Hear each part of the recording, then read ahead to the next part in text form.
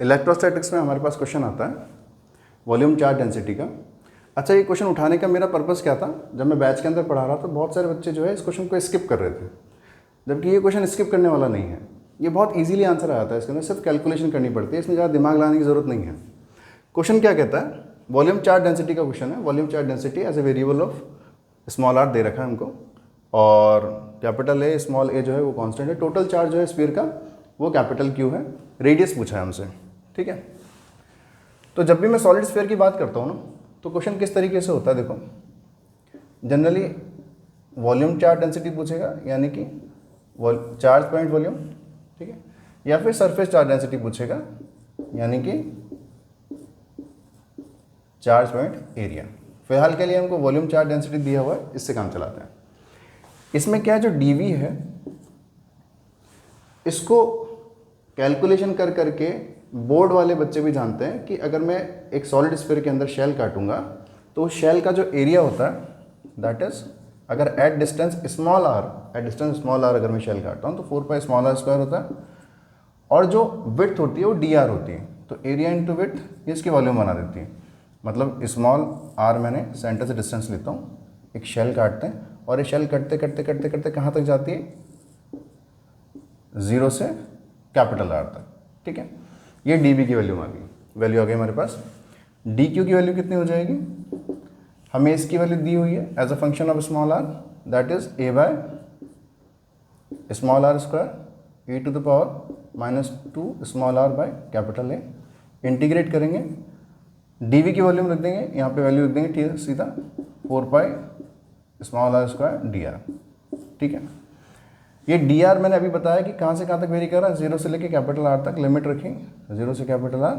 Charge हमारा total Q है, तो क्यू इक्वल्स टू, अच्छा ये स्मॉल आर स्क्वायर ये स्मॉल आर स्क्वायर ये कैंसिल आउट हो जाएगा, ठीक है। कांस्टेंट को बाहर ले लेते हैं, 4 पाई कैपिटल ए, ये और ये हमारा कांस्टेंट हो गया।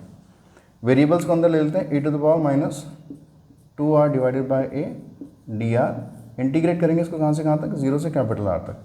अच्छा, e to the power x जो है उसका इंटीग्रेशन क्या होता है, e to the power x ही होता है।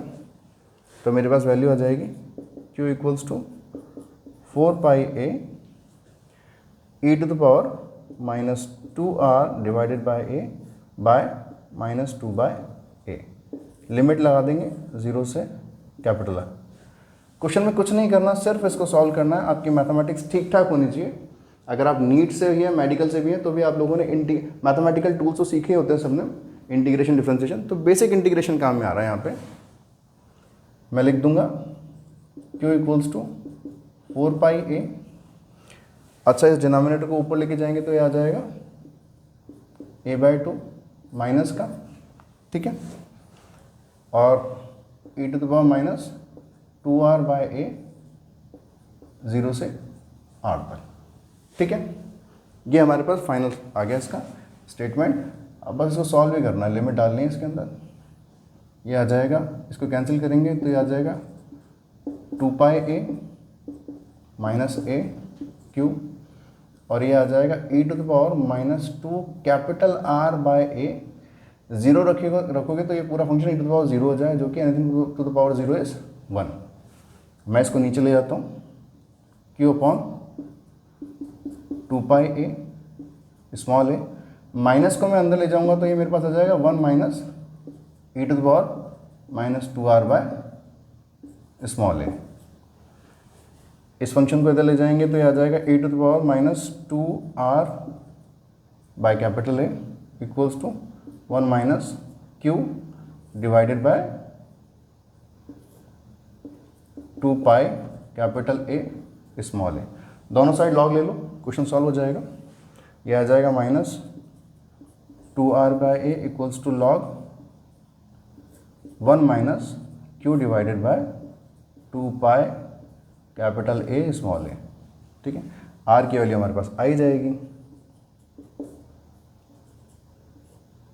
a/2 minus log.